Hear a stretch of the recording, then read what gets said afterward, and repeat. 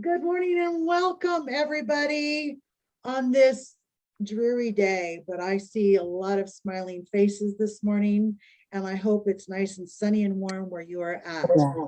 This is our All In Communities every second Saturday session. This is part 1 of 2. We are going to be creating a community of healing today, part 1, where we're going to be talking about the healing communities framework a little bit and talking about different roles that will take place and maybe even dive into some about how communities heal in part 1. But first of all, I'd like to introduce my co-presenter today, Mr. Zach Ruppel. Zach, good morning. Good morning. How are you, Jami? Doing very well. Zach comes to us as a very avid and engaged participant in our Building Bridges of Opportunity program. He is on the leadership team for that. He is also very involved with the Central Ohio Restored Citizens Collaborative. So I thank him for joining me today and helping me lead this workshop. So let's take just a moment and center a little bit in prayer. If you'll join me by bowing your heads. Heavenly Father, we thank you for this time that you've brought all of these beautiful people together to bring sunshine in our lives and sunshine into the lives of others. They're here, Lord, to learn about healing and what we can do to heal others. So we ask for you to be with us during this time so that we can grow together, learn together, and be together doing your work. We ask this in your son's precious name. Amen. Okay, just to get us started this morning, we're all coming from different places. We're all coming into this space with different emotions, and we need to get a little grounded. So I'd like to see if you would put in your chat today how you are entering this space to be with us in 1 or 2 words. I'm anxious and excited is what I will contribute. How is everyone entering this space today? In just a couple of words.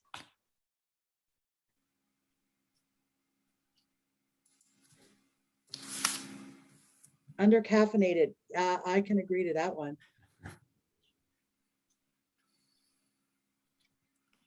How is everyone else today?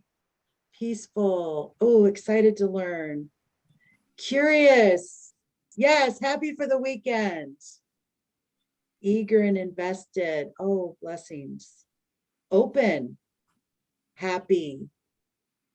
Looking forward to making connections. Oh, thank you so much for this richness. This is wonderful. Tired. Yeah. We're all going 50,000 miles an hour, right? Thank you for sharing this. Gives us a way to become a little more centered and enter this space to be together. Patience, I see your hand raised. What can I do for you, hon? I was trying to figure out how to say something, so I need to take it off. Oh, no problem. No problem. Thank you. Okay, I'm going to share my screen and we will get started with our PowerPoint today.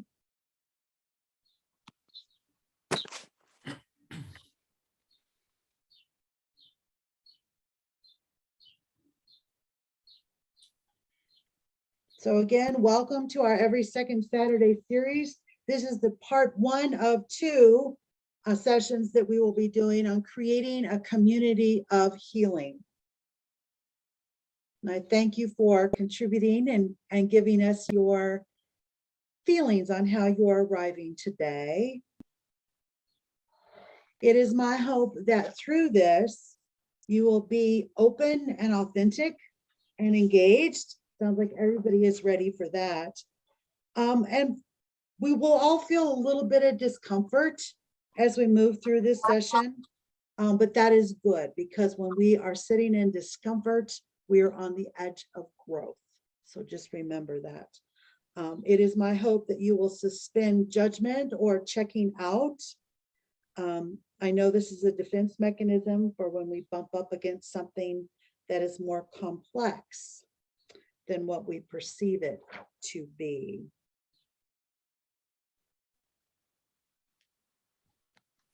So here's what we're going to dive into today to start learning. And we want to take this one step at a time. But here are some of our objectives today. First off, why a community of healing is an important response to the impact of incarceration. I know a lot of you are coming to us today as contributors to our Hope Letters program, and I welcome you to this space to learn more. We're going to identify key characteristics of a community of healing. We are going to literally just dip into restorative justice culture as an approach to healing. And then we're going to spend a lot of time today clarifying roles of faith leaders, congregants, and justice-involved persons in a community of healing. That will be our main focus today. And if we have time, but definitely in our next session, we will be covering a deeper dive into shame and empathy and learn some key takeaways and tools for creating a community of healing, not only for incarcerated persons, but for their families, those who are returning into society and their families. We're going to talk a little bit about victims and their families in our next session. But with that, I would like to invite Zach to begin talking about a community of healing and its importance today. Good morning again, everyone. My name is Zach Ruppel. My pronouns are he, him, his, and I am one of the administrators with the Central Ohio Restored Citizens Collaborative. I attend King Avenue Methodist Church on Ohio State's campus, and I am a music minister at St. Paul Lutheran Church in Westerville. And it is good to be with you all this morning to share a topic that is near and dear to my heart and is something that in the midst of my own reentry journey, I have experienced personally. And I am grateful every day for that. So a community of healing is different than a community of acceptance, is different than a community of accommodation, is different than a community of hello, how are you, welcome, and then everyone sits down. Communities of healing, to me, speak to the intentionality that it really takes to create equity in faith spaces, and also the intentionality that really is necessary to help our brothers and sisters and siblings in Christ coming home from incarceration to indeed feel welcome and begin that healing process. Next slide, please.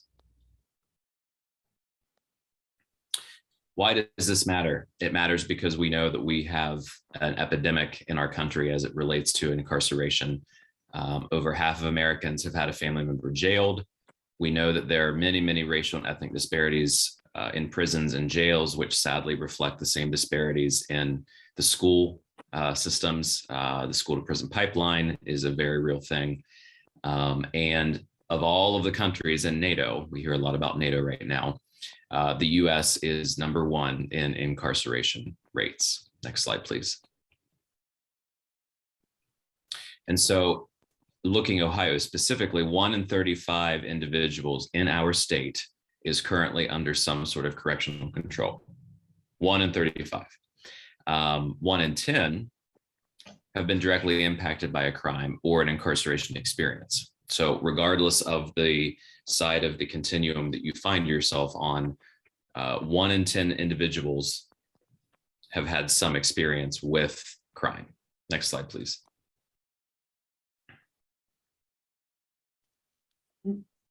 Sorry about that. No problem. So I blasted through those statistics, so we're going to pause real quick because those are some bold numbers. Mm-hmm.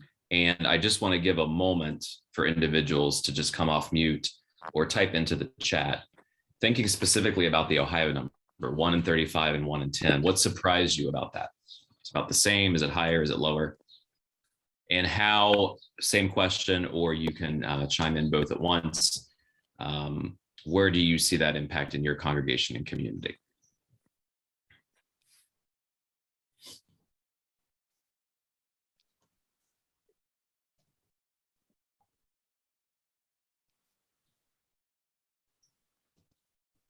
Oh, Zach, I'd like to share. Is that okay? Sure. Yes, So ma'am. I see how this data directly impacts our congregation. I'm the director of prison and reentry ministry here at my church. And I have a lot of referrals from the congregation for reentry support. And I guess for most people that would be surprising, you know, but as a reentry coach, I now have, I guess since maybe September of last year, 16 individuals that we're providing direct reentry coaching for, which is a 3-year commitment for us. So that's huge, right? So when you think about that, 1 in 35 or 1 in 10, it's very real. So it's very real to us. Thank you. Thank you for sharing. Someone else, please. Zach, just a comment, I guess. I've been reading a number of pieces of literature about the history of incarceration in this country and the rate at which it's grown since the early 70s into the millions. And when you think about the challenges of reentry for many of these people, wouldn't it be nice if we put as much resource and effort into helping them come back as we put effort into sending them off? It's, I don't know how we get our arms around that, but it seems like it's kind of mind-boggling how much work needs to be done. That's how the impression I'm getting on this. Certainly, yeah, and I think that intentionality and that equal amounts of effort to both incarcerate and to then reintegrate is that type of equity that conversations like this lead directly toward. And it starts looking in our micro communities, often in our faith spaces. How do we start moving that needle to being as intentional? If the system is not going to do it for us, how can we be a part of working to build a new system? I put into the chat, and both of our participants that have shared so far brought it to my mind. One of the features that the Restored Citizens Collaborative is offering for Reentry Week, which is the last week of April, is a 2-night event that gets to both pieces that have already been spoken about, which is how do we get more intentional about community-focused reentry efforts, looking at reentry as a social disability and accommodating that as a true type of disability like we would any other disability, knowing how pervasive it is. 1 in 10 individuals have been impacted in some way. We have to work harder, and it is tough, but it is absolutely necessary to start to see healing and to also operate from a place of grace. Any other comments before we move on? I've got a couple of that are mixed. Zach, in the chat, they're saying that they're somewhat surprised, and then there's others that are not surprised. So yeah, kind of a combination. Excellent. Well, let's go ahead and move forward and dig in a little bit further. I believe, Jami, it's over to you. Back to me. We're going to talk a little bit about the characteristics of a community for healing. And of course, we're going to start off with scripture. Matthew 25 tells us, starting in verse 35, "For I was hungry, and you gave me something to eat. I was thirsty, and you gave me something to drink. I was a stranger, and you invited me in. I needed clothes, and you clothed me. I was sick, and you looked after me. I was in prison, and you came to visit me." This is a very common verse that people refer to in doing God's work. And then we compare it to Luke 10. And who is my neighbor? This is the story of the Good Samaritan who helps someone who has been injured and who has been passed by. How does Luke 10, and this is for open discussion, how does Luke 10 illustrate Matthew 25? You can comment in either chat or just unmute and make a comment. How does Luke 10, the Good Samaritan story of reaching out, illustrate Matthew 25?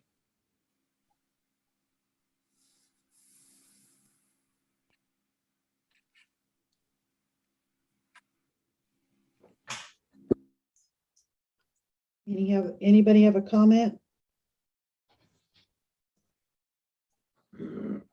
I think the one thing that resonates with me is being the one who has mercy, right? Recognizing the injured and then providing assistance and having, I don't like to use the word pity, but mercy on that person and extending that mercy to them to show them that there is a path to healing and someone does care. So I think that's important with the individuals I work with, for them to know that someone does care so that trust can begin to build and then healing thereafter. Okay, thank you, Lorella. Well said.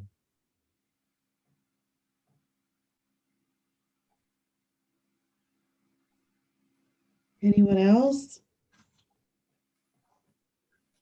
Certainly redefines neighbor, right? It really redefines neighbor and what is needed. The acts of compassion in the Good Samaritan are demonstrated fully. But when you think about the Good Samaritan story and the Good Samaritan himself, he was one that was ostracized, right? He's the one that stepped forward to help the one that was hurting. There was a definite difference between their ethnic and their social classes. So how do you think that conversation went? Think about that. The Good Samaritan is picking up the man who is injured, stepping out of his comfort zone, reaching out to help someone who is of different status as himself.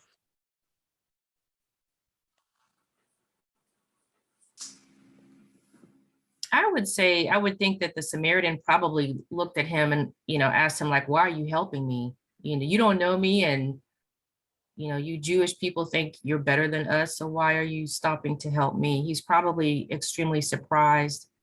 And then perhaps from the person who helped the Samaritan's viewpoint, he maybe would have said like, I'm no better than you. You're a fellow person just like I am. And I would want you to do this for me if I was in your situation. So maybe, I'm just speculating, but maybe the conversation went like that.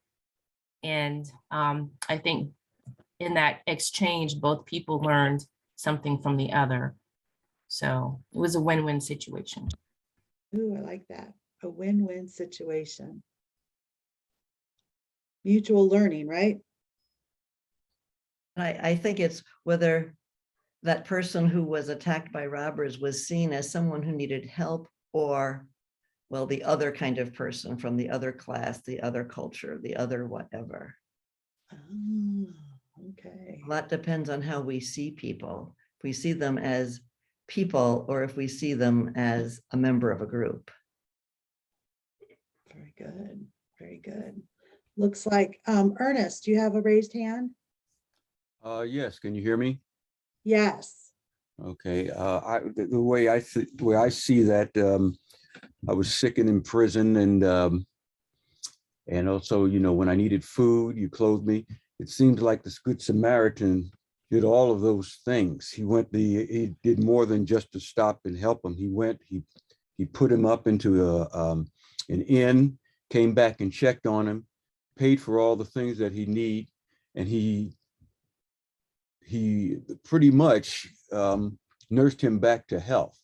So the Good Samaritan essentially encompasses almost everything that was in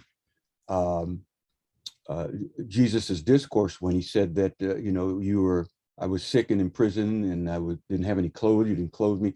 So the Good Samaritan essentially went through that whole litany of what Christ said, that he didn't just do one thing, he pretty much did them all. And so it completes what Jesus's discourse says. It's a total representation of what Jesus would have us do. Mm-hmm. Very good. I think it's No. also important to note in the Luke passage that the Samaritan did not give him the oil and wine and bandages and said, good luck and God bless, but rather was intentional about helping and showing, guiding, healing, so that then perhaps the next time that there's an injury, the person knows how to take care of their own wounds. But that initial time, they didn't just give them the tools, they showed them how to use the tools. And I think that's an important part of our role as well.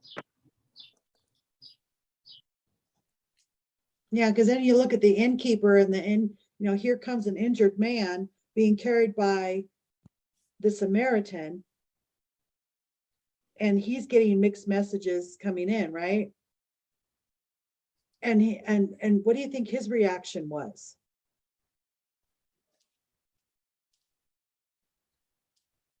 Because we're all innkeepers, right? And you see yourself in that role? We're all innkeepers. I think that he kind of did his part in doing that. So it was a group effort, so to speak, when you put the innkeeper in there. The innkeeper did his part. It was a group effort. One man found him, came and paid for his stay. The other person took care of him, and the person who originally brought him in came back to check on him. So between the two of them, wherever two or more are gathering on my name, there am I in the midst. And so there we have a community effort, so to speak, a spiritual community effort between the two, the innkeeper and the Good Samaritan. Perfect. Well said, Ernest. Thank you very much. That was very good. Whoops, I'm going backwards here. Sorry about that, folks.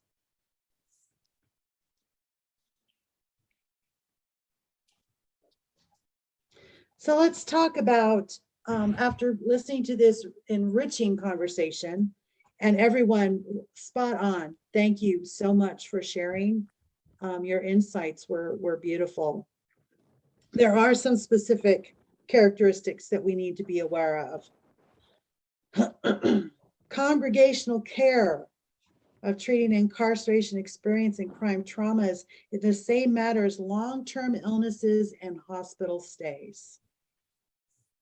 Long-term illnesses and hospital stays.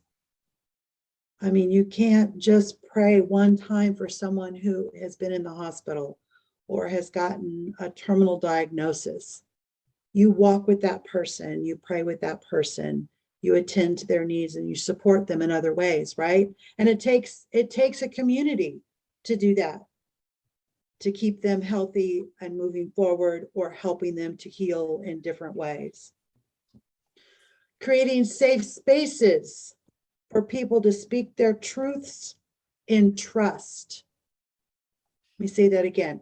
Safe spaces for people to speak their truths in trust without shame or judgment. Because sometimes being open to listening to the stories and the situation is truly one of the best gifts that you can give. And to suspend judgment and just listen to them. Talk a little bit more about that in session 2. You also need forgiveness, redemption, and reconciliation practices if resolution is not possible. And service to advocacy pipeline that addresses the root causes of crime and community harm. Understanding different steps along the way and what can help people towards that healing process.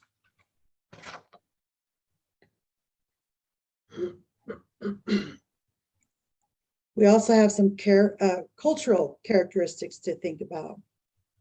New paradigms, right? Healing is helping, restorative justice, empathy and not sympathy. With new language, Reba says this all the time, words build worlds. Words build worlds. And how we change our words to be open and welcoming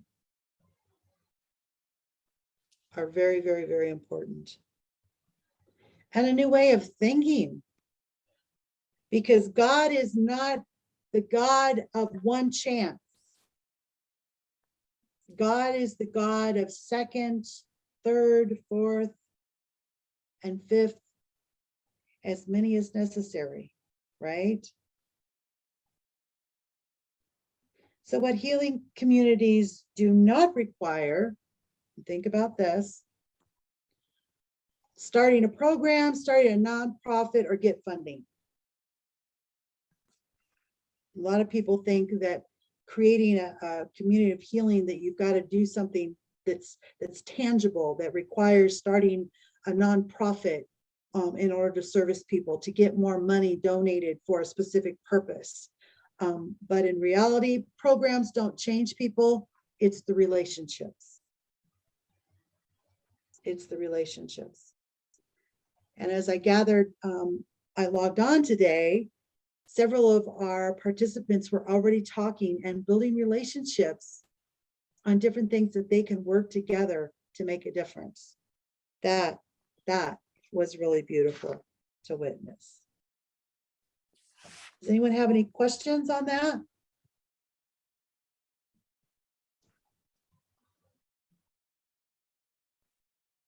We're not asking you to start a program or a nonprofit or get any kind of funding, but start thinking through new language and new ways of processing things to build relationships, to build the relationships.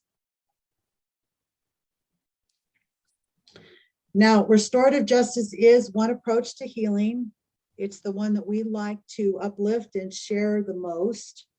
It is not a new concept in that sense. It does have indigenous roots. Who has heard of, just by a show of a hand real quick, who has heard of Harold? Sorry. Of Harold Zaire on restorative practices? I've heard restorative. He's done some remarkable things. He has talked about and shared about restorative justice, that it is a grassroots movement. It is a philosophy of criminal justice. It's tools, and not, like hammer and nail type of tools. Tools, personal tools for understanding and repairing lives and community. And broadly, an approach to harm or crime which seeks to heal the harm that has been done.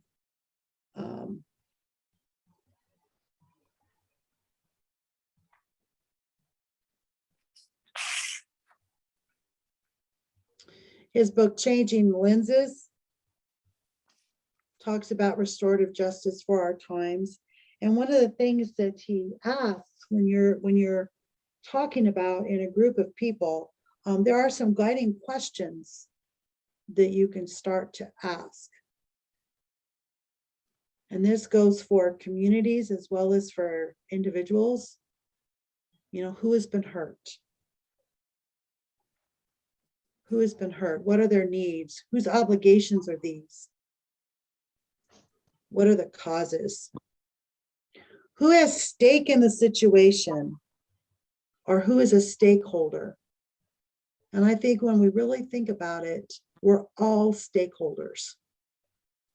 Even though we may not be the victim who had something happen to them, you may be a secondary victim because you're a family member or a close friend to them and have heard what has happened. Or you could be a community member who is reeling from the effects of that. We're all stakeholders in making sure that harm is addressed in order for people to heal. this is a book that I would highly recommend getting and kind of reading through and digesting to talk about some of these practices.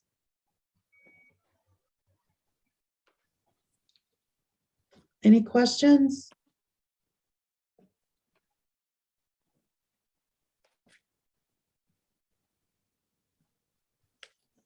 Okay. Zach, I'd like to transition to you to talk about safe zones and grace zones. Sounds good. Thank you. So this is more of the nitty gritty about why these communities matter because of what they provide to individuals in our faith communities. Next slide, please.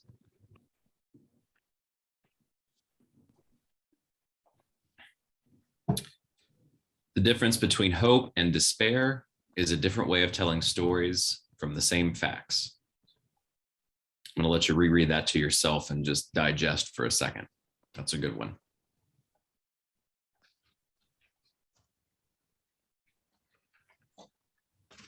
Another way of talking about that is your glass half empty or is it half full? And so when we think about stories, which at the end of the day, we are all stories, and we think about those facts, we can frame those facts in a way that allow for a message of hope or a message of despair. Personally, my journey in reentry has been exactly that, taking the facts of harm done and deciding what narrative I want to craft and helping others understand the narrative that I am crafting, but also being grateful for the environments in which I found myself in faith communities that have given me the tools, the safety, and the grace to continue to retell and recraft that narrative. Next slide, please.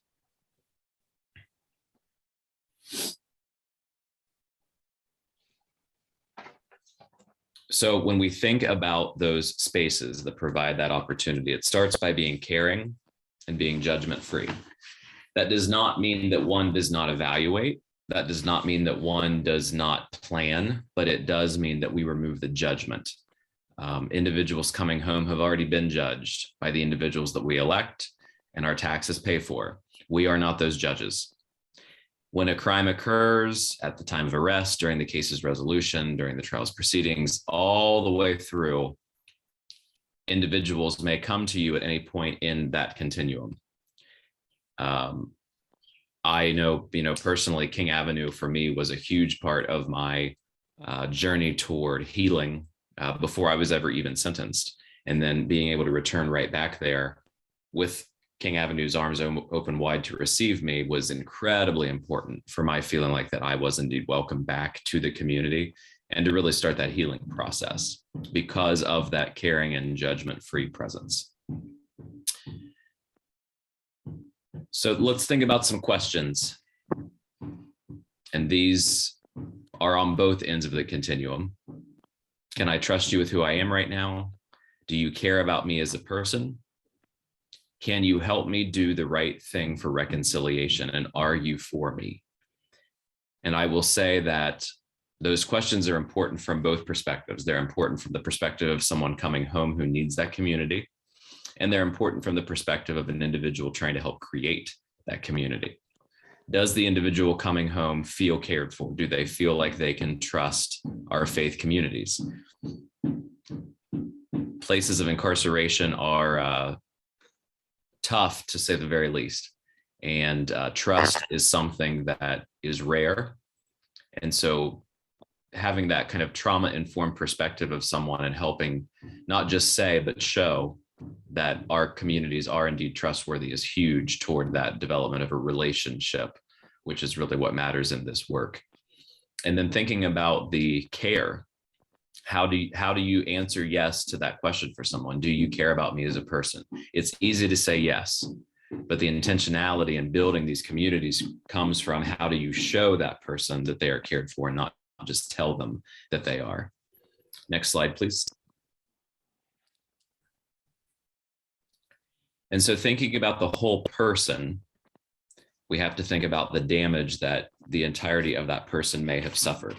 If you have something nearby you that is like a loose leaf piece of paper, for example. Grab that in your hand right now. It might seem kind of strange. I promise there's a point. Maybe it's a scrap of paper you have, maybe it's a, well, yeah. So grab something that you can take and crumple it up in your hands. So Barbara, I'd choose something else. Yeah. So take that piece of paper and crumple that up in your hands. And if you don't have something, you can watch Barbara do it. Okay. And now I want you to uncrumple it. And I want you to bring that paper back to its original form. Mash it out nice and good, nice and flat. The problem, of course, as we know, is that while it might still look flat, while it might still be uncrumpled, the creases, the cracks remain. And these cracks and these creases are precisely the reason for looking at the wholeness needs for healing in these healing communities. And so these needs are not just what we often think of when folks come home, a pair of shoes, a job, and Medicaid. These are spiritual, these are belonging, these are safety, connection, autonomy and accountability, consistent care, knowing that there's someone that will pick up the phone when you call, order and equality, and I would add equity to that as well. And then also knowing that they can create and affirm their new identity that allows them to truly move forward and drive that new life narrative that we've already spoken about. So we have to think about the whole person when we create these communities. And as we think about in our own minds, how can I be a part of the creation of those communities? Thinking in new ways about new needs that you can help meet for someone. And if we think about it from a Maslow's hierarchy of needs, maybe I have a program that is really good, or my congregation is really good at satisfying those base level needs. We have a free store. We have a pantry. We welcome folks. We give them a cup of coffee. Great. We're at level 1 and 2.5, we'll say. How can you get on up into level 3 of Maslow, perhaps, and reach a little further for folks? Next slide, please.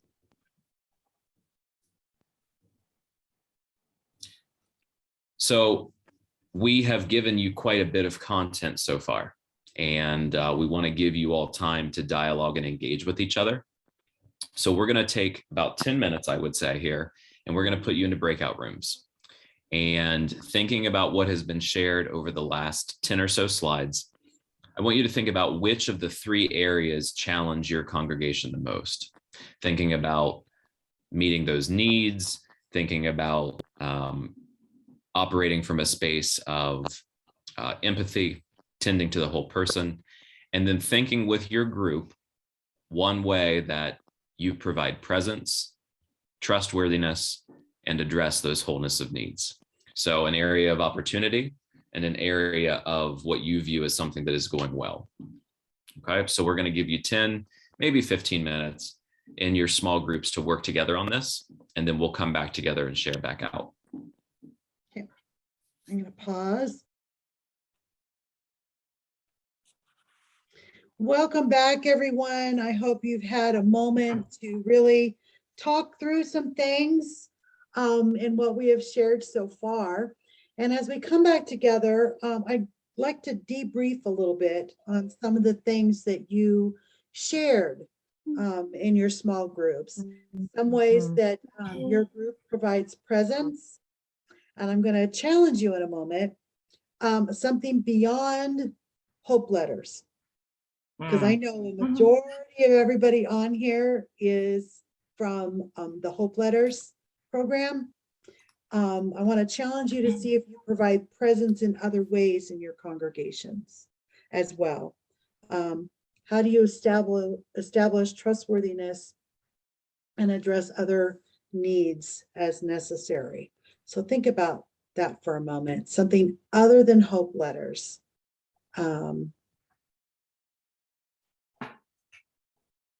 Can we just hop in, Jami? Yep, just hop in, ma'am. So we have a reentry coaching component that I developed over the last couple of years here too. But we start with programming inside prisons.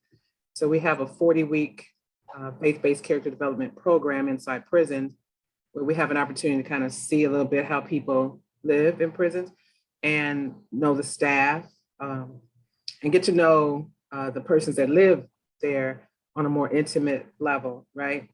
And building their character along the way, we build ours. So we learn how to have that symbiotic relationship. And then when individuals are released, they have that base of trust with us that they come to our reentry department for that holistic wraparound service. So we do that through our reentry coaching. And the congregation, it is a challenge with the congregation because my team is trained specifically for in-prison programming and reentry services. But the congregation is not. So, sometimes, we do see people wanting to come in and go to church and sit in the congregation.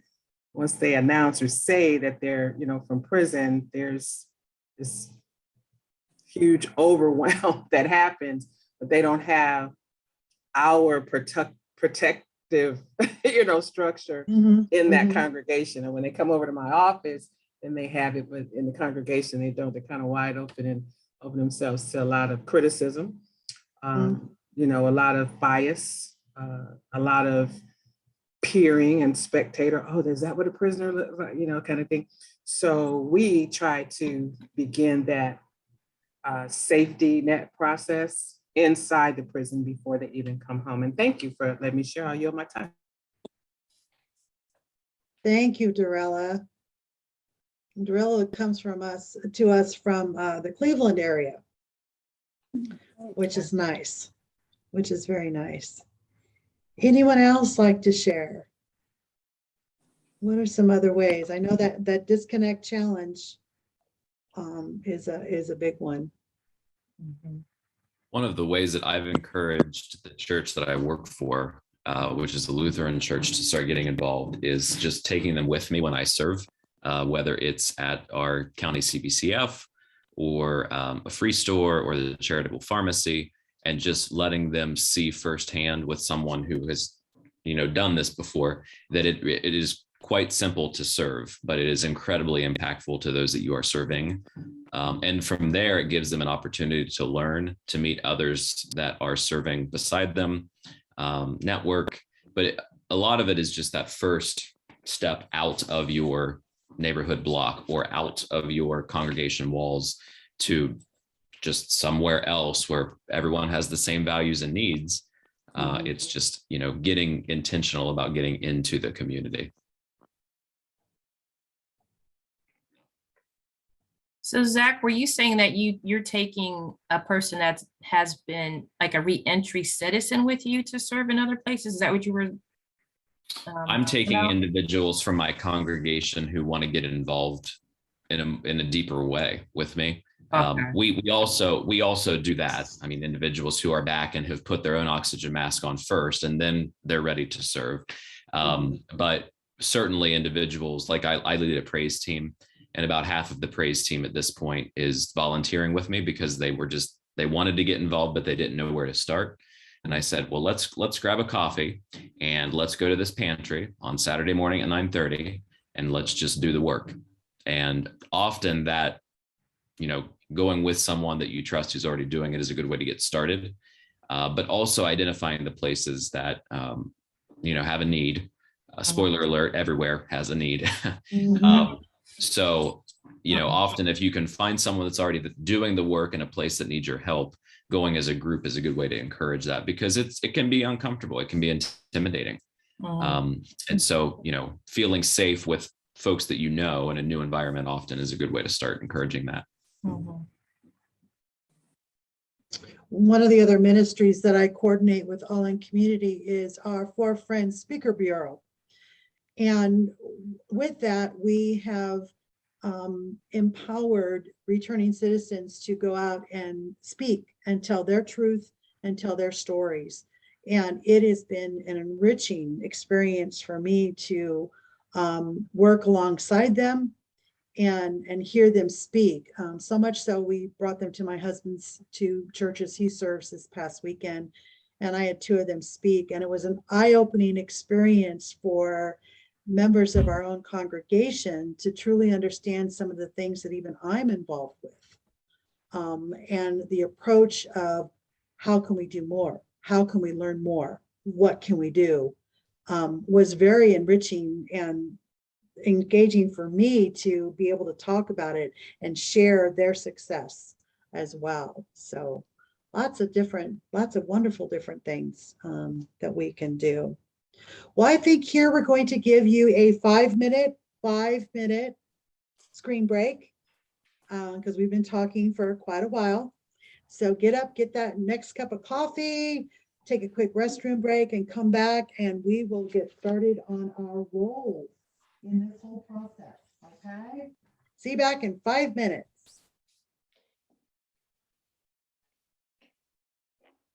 Welcome back, everyone. And I am going to go right into talking about the different roles for healing communities. And I will start by sharing my screen again.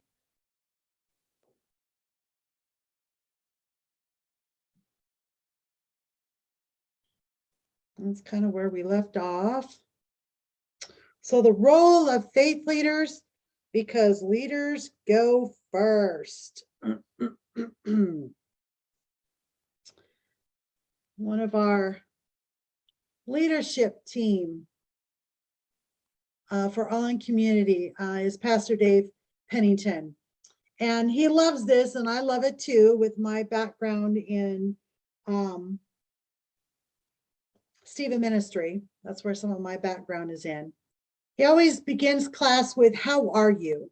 Most say that you are fine, and then tell me more to explore what is needed. When you are afraid, angry, or hurt, fine is not an acceptable answer to how you are doing.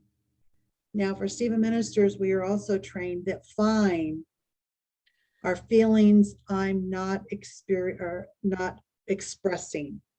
Feelings I'm not expressing because they don't feel safe. So our role, part of our role as faith leaders, is to create positive influences, positive experiences for people to feel safe. And it is said, and I hope everyone realizes, that the most positive visitation influences on rehabilitation and reconciliation are clergy and fathers. Clergy and fathers. And the saying usually goes that really we're all ministers, right? We're serving our congregations. We're all ministering to those who are in need. So positive visitation influences on rehab and reconciliation are clergy and fathers. So let's talk about the role of faith leaders. Increase awareness among your church family. One of the things I talked about before we took a break was the Forefront Speakers Bureau, having people come in and bring the concerns of the community to the forefront, that people are in need everywhere, and make them aware of what is going on. Zach talked about brave zones and safe zones a little bit ago.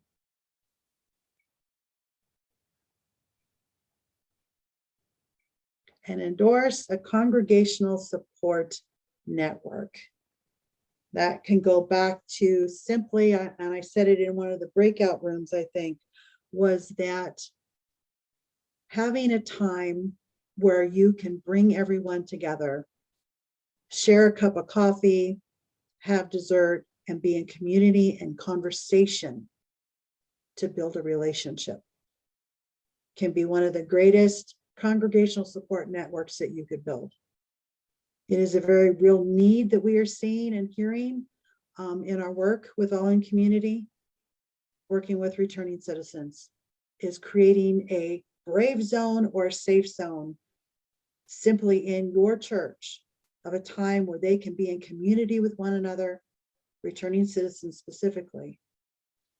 And you could also do one for families, giving them that time to be able to come and be together, share together, and grow together. So yes, our ministers, our clergy, our pastors are all very important in this role, but in reality, we're all ministers. Zach, I'm going to give it over to you to talk about congregants. So there is a story that I'll share really quickly before we jump into the congregants piece. And growing up, I found my way to chrysalis retreats. I don't know if anyone's familiar with chrysalis or Emmaus, but one of my favorite stories from that was before the talk called The Priesthood of All Believers. And the story went something like there was a statue of Christ in a city in Germany that was bombed in the midst of the war, the Second World War, and sustained major damage to part of the base of the statue. And gross flight number 5, yep. And also part of the arms and hands of the statue. And rather than repairing the statue after the war had ended, they chose instead to put a plaque at the bottom saying that Christ has no hands but yours. And I think, this goes right part and parcel with this work of being part of healing. Next slide, please.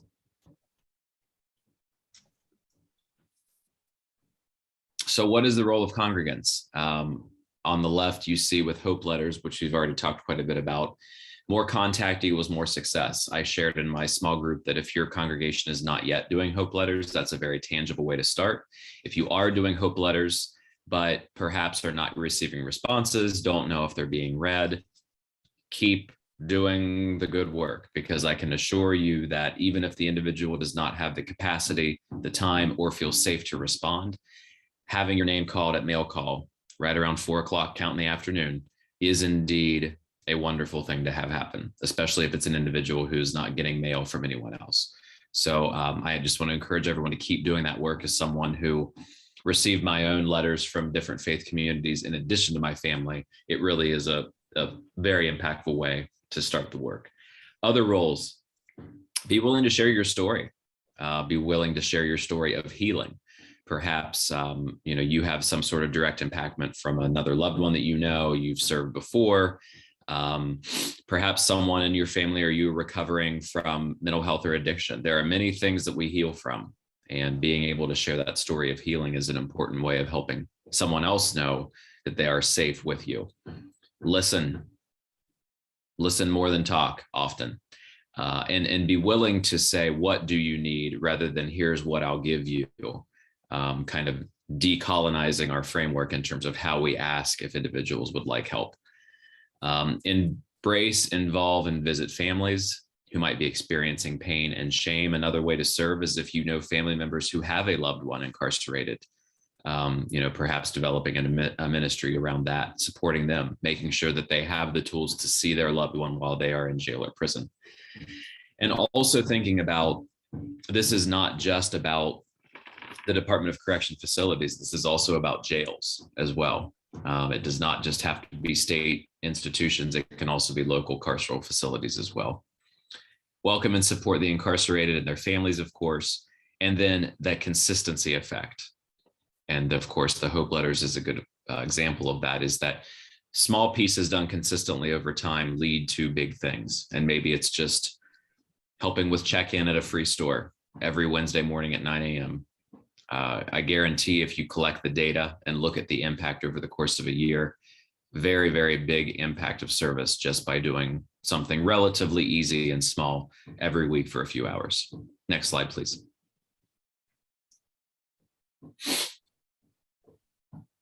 So how do we help someone returning home take that step toward healing and forgiveness? Help them take responsibility for the wrong they caused. And that can be tricky. It is something that is fairly nuanced. I will say that a number of individuals that I served with, I am quite confident will return from prison still saying that they did not do anything wrong. And maybe they didn't. It is not up to me to be judge and jury. But what I can help them do, and perhaps this is helpful to someone on this call, but what I can help them do is acknowledge that, they are home, and that balancing that resentment and anger toward the system with taking responsibility for getting their feet back under them and moving forward is something that they do have the agency to start moving toward. And that's something that I can help them with. And so sometimes it's not just taking responsibility for the wrong they caused, but also helping them move beyond the conception that goes with that charge as well. Encourage the person to face their offense by giving them an opportunity to tell their truth. And sometimes, again, that truth may be that they were a victim of circumstance, they took a plea deal that was not actually the crime they committed, or they did in fact commit the crime and they're still struggling with come to terms with it. You will find individuals on all parts of that continuum.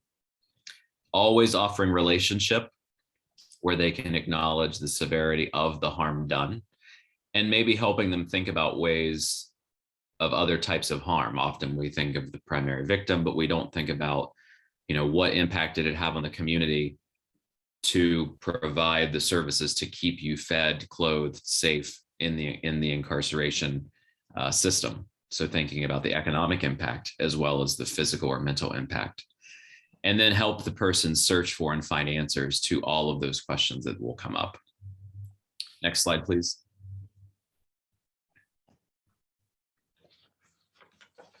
And again, the family component is also really, really important. A lot of individuals come home with varying amounts of support. And so if there is a family structure in place, whether it's formal or informal, whether it is biological or chosen, praying with and for those families, because they have served a sentence just like the person that was incarcerated. Create a family support community, whether the person with the being supported part of the family is someone whose loved one is still incarcerated or who has been released and is still struggling. Offer mentoring for those family members, walk with them through grief and forgiveness. Often phone calls from a carceral facility can be stressful, can be full of bad news, can be full of setbacks. And so having that system in place where you can pick up the phone as the loved one gets off the phone with their loved one and help process through that phone call with them can be really, really important and impactful. Identify and meet material needs as they come up. Perhaps, again, the person just does not have the money to, put gas in their car to drive 2 hours, to buy the person a cheeseburger and a soda while they're in the visiting room, to pay for the photo while they're there. And, perhaps that is a type of need that you can help meet. Perhaps the person is paying for all those things and now because of that can't meet their own needs. And so helping them find that balance and meeting that material need as it comes up can be really important as well. The biggest thing is extending empathy, not sympathy. Sympathy is, I'm feeling bad for you here, you're over there, I'm feeling bad for you now, that must be hard. Empathy is, I am here beside of you, I am with you, I want to understand, let me help you understand, and let me learn more from you in terms of what we can do together to meet this need. So that's a really important paradigm shift. Next slide, please. And so if that's the role of the congregant, what is the role of those of us coming home who are justice involved? And I think about this in terms of what was my role when I came home and met with the pastors at King Avenue, and was greeted with grace and was greeted with understanding and was greeted with welcome, was greeted with, how do we meet your material? They did it all. So then what was my responsibility as part of this community of healing? Next slide, please. So there are several, some may be more obvious than others. The role of the justice involved person is to find ways where they feel safe sharing their story. There is no greater story of redemption and resurrection among us than someone coming home from incarceration. Take your prodigal son story, and you can find it in any individual coming home from an incarceration experience. Tangible evidence of walking miracles, the amount of trauma that someone has placed upon them while incarcerated, even for a short period of time, is so significant that we are now finally seeing the DSM manuals that allow for diagnoses of mental health disorders finally identifying incarceration as a viable cause of PTSD.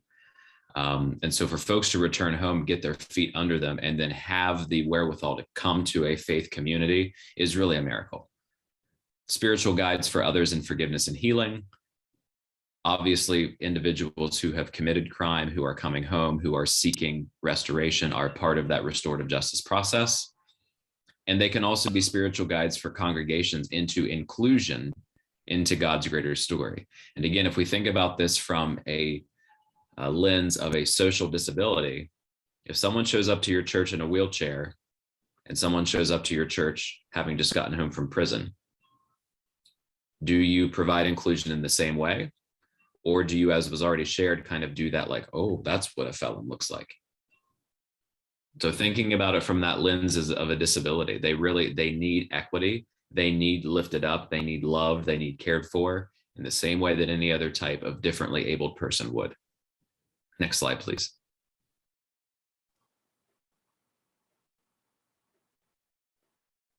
Jamie's got her dramatic slide transitions, I see. So a couple other pieces. It is, in my opinion, my responsibility and the responsibility of those of my colleagues, we'll say, coming home from incarceration, to find and achieve holistic wellness and balance. As I mentioned before, I have a lot of folks who come home who want to get involved, who want to change the system, who want to take the system down. And I say to them always, you've got to put your own oxygen mask on first. If you are not balanced and well and feel like that you have your feet under you, and that's all types of well, as we've already talked about, then you are not, in my opinion, yet ready to do that work. That doesn't mean that you can at some point, but we have to start with individual holistic wellness and balance. Identifying methods to demonstrate within the faith and the larger community what their story is and how they are moving toward that holistic wellness and balance. And then finding opportunities to lean into connection, establish trust, and look for opportunities to be vulnerable. So if it is the role of the congregant and the faith leader to show trust, to show safety, it is my role as a justice involved person to accept that demonstration of that and to be willing to lean into that environment. And it is difficult. It is much easier to lean into an environment of distrust, especially coming home from incarceration, because trust can be weaponized in the prison and jail systems. And so how do we kind of help the individual coming home reframe that? We've already talked about that. Now, how do I, as someone who is justice involved, accept that this person really is about the right thing and they just want to help, accept, and work with me to heal? And it is difficult, but again, it goes toward that whole holistic wellness piece. My experience coming home to King Avenue Methodist was fairly unique. At least I thought it was unique. And now that I'm a part of this work, I see that it really is part of a larger concept, but also the gospel in action, quite frankly. And I still continue to be amazed and so grateful at how Pastors Colleen Ogle and John Keeney received me. We sat down and dialogued through a number of sessions. He gave me an entire sermon series on Brene Brown, who I had shared with him I loved reading. He got to know, my journey. I had been attending 12-step meetings at King Avenue long before I was incarcerated. And so I was already back in the congregation doing those 12-step meetings, but didn't know if I was welcome in church.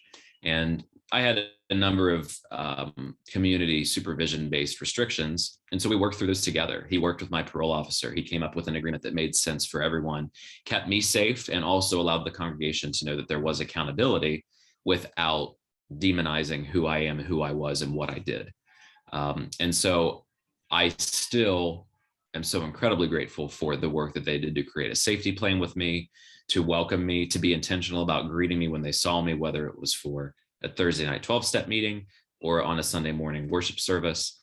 They got to know my family, my friends, when we came and worshiped with them. And it got to a point where I really did begin to feel like I was back part of the community and not this pariah sitting in the midst of a whole bunch of community around me, and really reintegrated into that environment. And that was largely part due to the work that they did intentionally to help dialogue with me and feel safe. My role, as I mentioned, however, was to lean into this continued work on myself, to make sure that I was holistically well, to make sure that I was leaning into what they were showing me and saying, yes, I will accept this care and trust, and we will reform and build this relationship together. Next slide, please.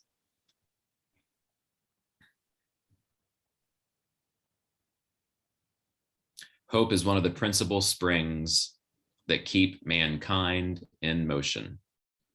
And I will say that whether it is a letter that they receive while they are incarcerated, a safety plan that you collaborate with the individual on to make sure that everyone has their needs met as worship happens and as they attend the church space, allowing them to serve, or offering basic need provisions for family or individuals through making sure that they can access mobility to get to institutions, free stores, pantries, identification vouchers, going to other events and serving with them. All of those work toward that hope that does keep mankind in motion.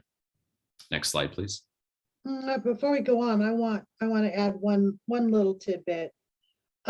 Justice involved persons who are healing and become whole are hope dealers for you and for me and for the rest of us to show what's possible. So we are hope, us here doing the work right now. We are hope dealers in spreading everything out to show what is possible. Thank you. So we're going to break out into our groups again, run out 10 minutes or so.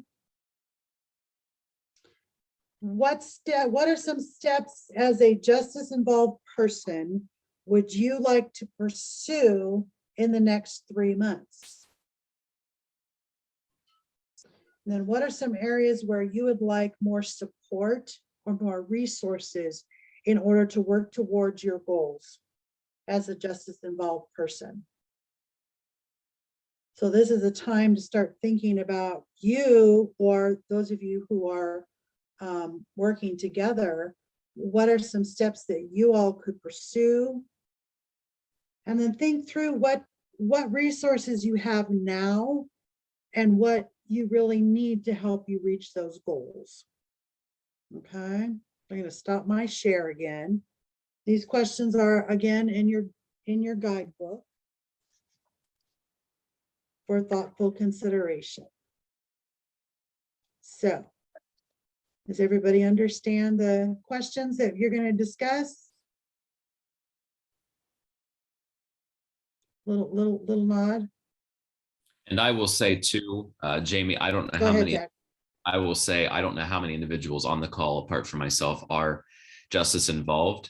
But I will say that we could probably broaden this discussion question to any of those 3 phases where you may find yourself in the 3 different communities, whether it's faith leader, congregant, or directly impacted person. Yes, because we do have some clergy on here. Lady as well. Okay, let me see if I got, nope, we're good there. Okay, so here we go.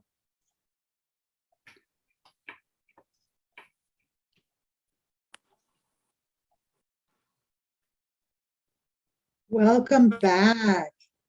I see some smiling faces. So how was that? Did you need more time? Almost. It was a harder question to discuss. Really? Okay. I always think that the first one's a little bit harder, especially when you're dealing with people from your own congregation, thinking through and talking about your congregation.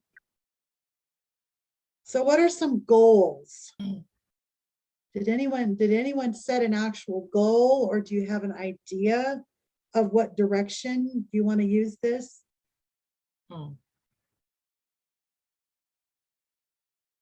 Well, my goal is to do Bible study, is to either one-on-one or in a group, a Bible study with someone who's incarcerated, because that helps to build a foundation that maybe they didn't have when they were incarcerated, and maybe the reason why they were incarcerated, because they didn't have a backup foundation other than what the guys on the street, your street values. And they don't always, they work in some instances, but they don't work in others, in a lot of other situations. So if you have a backup moral foundation, you have a few more choices. Excellent. Excellent. Will that be held in your home, or will that be held at the church? Or It'll be you held. appoint- It'll be held in the church. It'll be held at the church, and wherever else I can. It'll be held where it's convenient for them. Put it like that. Beautiful. Beautiful. Would anyone else like to share? I'd like to say something if I can. This is Linda. Yes, go right ahead. We welcome it. Okay. I definitely, going to continue to write letters. Maybe I'm writing just one person now, so maybe I might take on a second person. What Zach said, it really touched me, that he said that, getting that letter is important. I had heard that before with our Hope Ministry here. And I don't know, I just think that, if that's the least I can do, if I can continue to write a letter.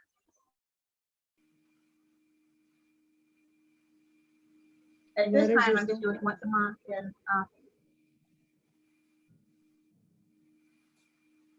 Thank you. I was going to say, in our breakout group, Jamie, we talked about, like I said, everybody's doing help letters, but I think there's a lot of us that want to extend the relationship with the person or persons that we've been writing to. But one of the challenges that we've seen is in some relationships, they're getting out. So we've, might have been working with this person for a year or, X amount of months, writing them, and they're writing back, or they're not writing back, but they're writing back in some, instances, but then they'll get out, right? They'll get out and we don't know about it, like, until we get a return to sender letter. And so it's hard to, that communication link is now broken because they're out. We don't really know when they were getting out. It's hard to reach to that person once they are out of that hope letter, program. And so it's just been, I guess, a challenge to maybe keep in contact with that person and invite them to the church, or, invite them to service, and just kind of continue that, because we have that break. And then the other thing that was mentioned is just feeling a little bit inadequate with the one-on-one, because now you're face-to-face, especially with people that are just doing hope letters. You've never seen this person before, you're just writing, but now they're face-to-face. And I feel personally, one of the things that we mentioned was, I don't think a lot of the congregation is going to feel adequate in helping someone with the more, these intangible things. It's one thing to help them physically, like giving them, helping them, like you said, with the job search, and maybe some material things. But when you're talking about the more like psychological and emotional things, I feel like you need to have a professional counselor on staff at your church to be able to handle those kinds of things, because the average person can't do that kind of stuff. So I think that's a big challenge that way. So I don't know. I think maybe something to think about is just maybe just to be a supportive type of side buddy with places that already have that kind of expertise with them, to help them with supplies, or just be in some way able to assist another organization that already has that kind of background and skill set, because most average congregants would not. It's starting to build resources, understanding where the resources are in your communities. Takes a lot of time and energy, but is so worthwhile. So that if you need to refer for some mental health challenges, or if they need to work on getting a driver's license, who can walk with them with that? And building those resources and understanding what's available, it is a challenge in and of itself, but certainly a worthwhile one. Thank you, Pavan. I'm also a big supporter of Stephen Ministry. Moving forward, Stephen Ministers really get that active listening and just being open to hearing what has happened, and just building that relationship can make a difference. Anyone else like to share? I see the wheels churning. I see the wheels turning.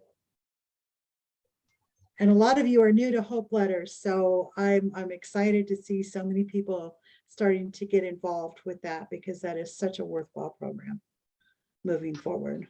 I will share. Yes, Becky. I've been writing Hope Letters for 2 years now, and I have 2 different girls that I write to, but one of them is getting out in May. Her release date was December. She's getting out in May, and she has shared with me that she would like to come to our church and meet me. And I was kind of skeptical. I was kind of afraid of that. I'm like, I don't know if I want to do that. But listening to everybody today and this whole process, I'm going to jump on board and invite her to church. And even if I just help her in one little way of just listening, or help her get her driver's license, or whatever she needs, I think I've accomplished something that makes me feel good. So thank you for this meeting today. Oh, thank you. A smile, right, is one of the greatest gifts you can give. Right. And inviting somebody just to sit with you and hear the good word, sing some songs, get that love in your heart. Wow, that is definitely one way to be in relationship with somebody, and start from there. Thank you, Becky. Thank you. Anyone else? These are some great ideas. Some great ideas. Thank you all. Thank you all for sharing. We are going to, I'm going to share my screen here for a moment.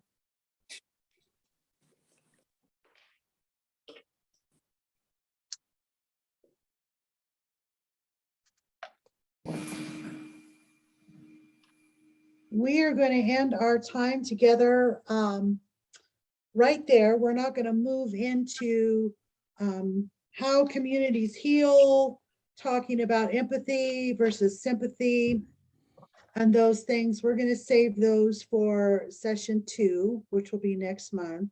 But I'd like to pause and see who has questions. Does anyone have any questions or final comments or thoughts? I do, please. Are you going Go right to ahead. Are you going to send your slides that you presented? Can we get those, or and we get a link to the recording, right? Yes, at the very Okay. end, once the video is finalized and uploaded to the cloud Okay. and processed, then I will send it out in an email. Okay. All the slide information is also included in the participant guidebook that I sent out. Oh, I don't know if I got one. Yeah, I Okay. was going to ask about that too. Was that with the Zoom link or? No, that was I accidentally forgot the Zoom link in the original email. So I sent the Zoom link separate. So there should be another email. If Okay. you do not have that other email, please send me an email and I will get you the participant guidebook. Oh, Kind okay. of walks you through everything that we've covered, and then sets up for next month as well.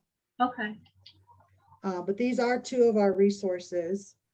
And talking about next month, part 2 for creating a community of healing will be May 14th, as you can see on your screen. from 10 to noon as well on Zoom, 10 to noon on Zoom. Got a little bit of a rhythm there. Couple of the other things that All In Community is providing in the upcoming weeks. Once a month, we do listening circles. Listening circles are one of the restorative practices that we like to do and share to give people an opportunity to share their truth.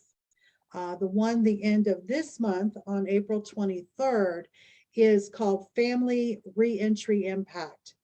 And it's specifically for family members who have a loved one that is returning into society and re-entering and facing all those challenges, or if you're an ally to someone who is returned.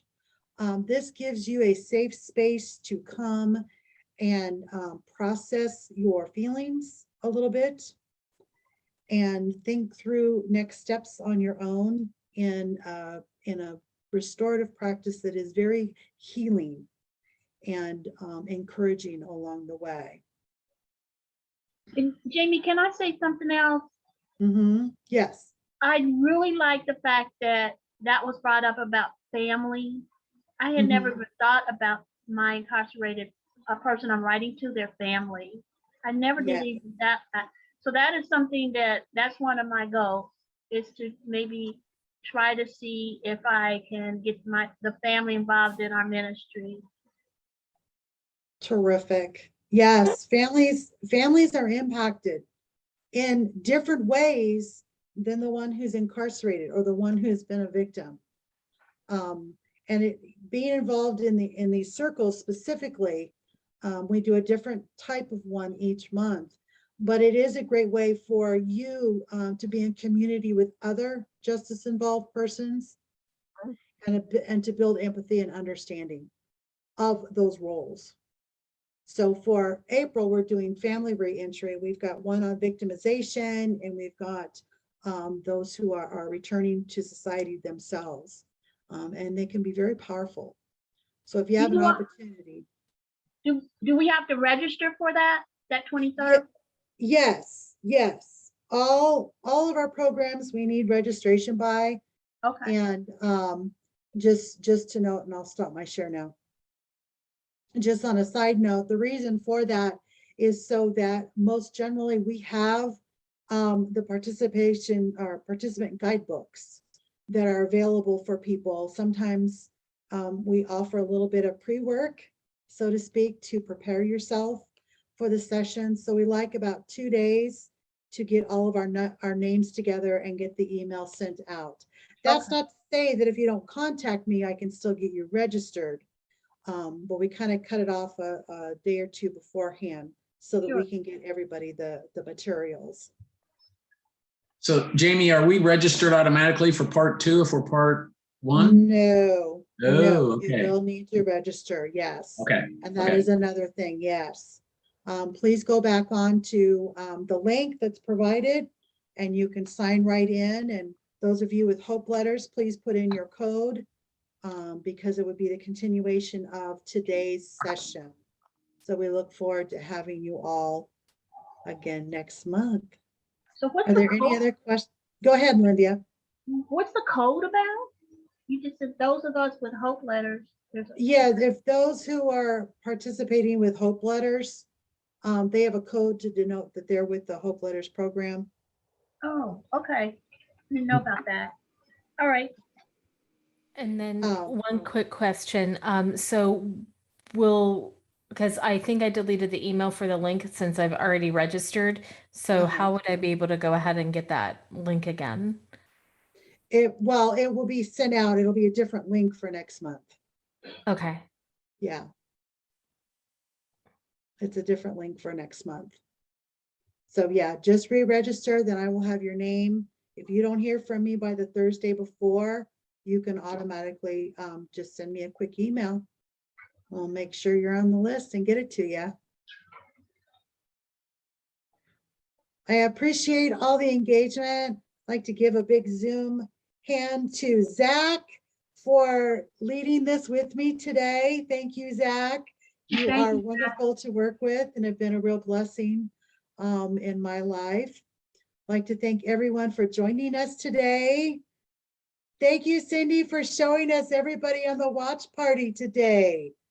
How fun is that? Wish we could have joined them for breakfast. I love being in person with people. It's just more engaging and more fulfilling for me. So I look forward to everyone. And we hope to see you next month. I've given you a little bit more, just 2 minutes back before you head and have the rest of your day. I'm always available if you have any questions. And peace to you all. Thanks, Thank you very everyone. much. Thank Thank you. Thanks, Thank you. Jamie. Thank you. Take care. Thank you. Thank you. Get